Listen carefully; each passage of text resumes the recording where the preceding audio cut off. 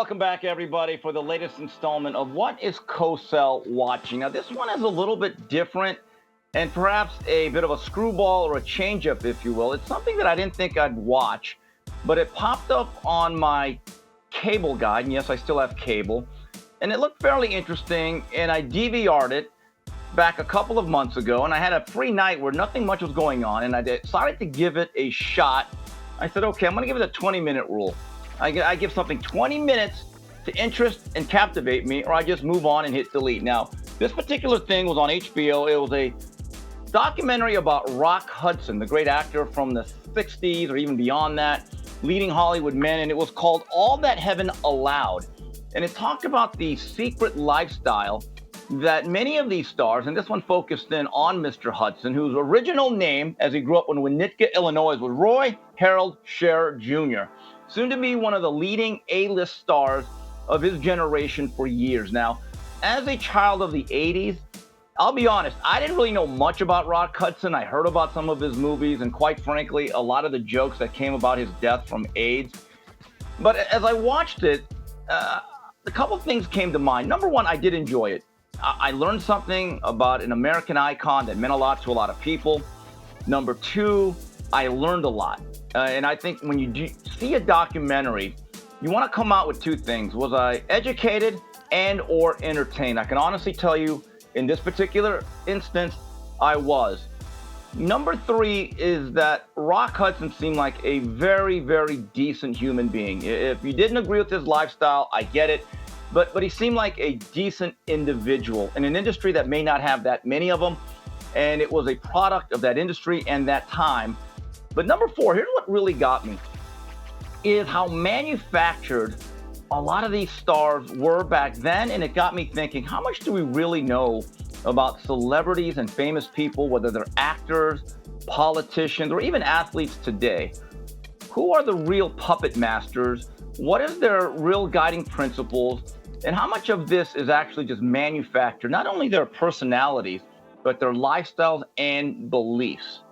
Because back then, the studios, it seemed to me, really controlled these individuals and shaped them in the image that they wanted, which is why back then, anyone that had that particular lifestyle had to be closeted.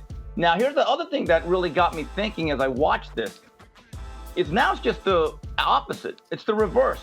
Nowadays, if you are gay or part of that alphabet group, and I'm not making a judgment on it, it is now actually encouraged to come out. You're actually almost pushed to basically amplify that message, and you're not allowed to be closeted. You have to be flat out, and you have to be on the front lines and quote unquote be an ally. In fact, it's to a point, even if you're straight, heterosexual, you have to be, as they say, quote unquote, an ally. I find that interesting. But here's the irony of it all.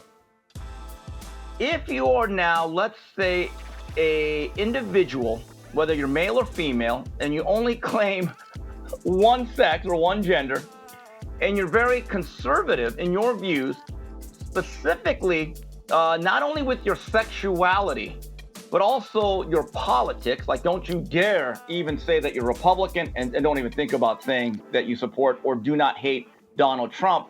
And then if you say, look, I'm happily married and I have 3 kids and I just don't partake in that lifestyle, the irony of irony is that you are now ostracized. This thing has done a complete 180. And it got me to think, Rock Hudson still was able to live his lifestyle, even though it's kept secret, right? Maybe for his own good and in terms of the time and place in our society in the United States. But he was able to have a career. I wonder, though, if that would be allowed in the opposite direction today. Let's say you're a white male that said, you know what? I put America first. I love my family, and I don't agree with that lifestyle. You would probably be ostracized. I find that to be very, very interesting. But again, I learned a lot about Rock Hudson. I think it's worth your time to watch. It's about 2 hours or so. It flew by, had a lot of archival footage. And I'm not going to lie to you, I'm not going to go and do a binge on Rock Hudson movies. They're not really my thing. But I just found it interesting, the dynamic of the leading men and who Hollywood pushes and what agendas they have these individuals push. So anyway, Taking a look at the approval rating for Rock Hudson, All That Heaven Allowed on HBO. You could probably get it up on your guide or HBO Max. In terms of binge worthiness, it's only one episode. It's a couple of hours, so you can't really binge it. But you might want to watch it again down the line to brush up on a few things. I gave it a 15. And then when it came to cast and acting, a lot of archival footage, a lot of interviews with people that were front and center with Rock Hudson and others that were kept very secretive. Now, I found some of that to be some of the most blunt things. Some of the things that were said will make you laugh and cringe or cringe and laugh all at the same time. So I gave that a 20. Entertainment value. Well, we are in the entertainment business, and Rock Hudson was certainly a guy that mattered. And you know what? I actually found myself not bored throughout this. So I'll give it a 20. And then storyline and impact. It said a lot about the AIDS epidemic, if you want to call it that, in the 80s. And it seems to me, and this is one thing, a minor quibble, every one of these documentaries that has to do with time and place of the 80s and Ronald Reagan, invariably, most of these outlets or these producers cannot help themselves but take a shot at Ronald Reagan. And obviously, and I've heard this before, that Ronald Reagan did not really care about the AIDS epidemic, and kind of the way Nancy Reagan, who was once very close with Rock Hudson, shunned him at the very end of his life. I found that kind of sad. But again, that's Hollywood and the entertainment business today. Everything seems to be tied to a certain degree to politics. So I gave it a 20. So overall, a 75. And again, I'm going to make this clear. This is from someone who had never seen a Rock Hudson picture, did not know much about him, didn't think I liked it. But you know what? I did. So that's the latest installment of what Cosell is watching. If you enjoyed that video, be sure to hit the like button and subscribe so you never miss a moment of Fearless.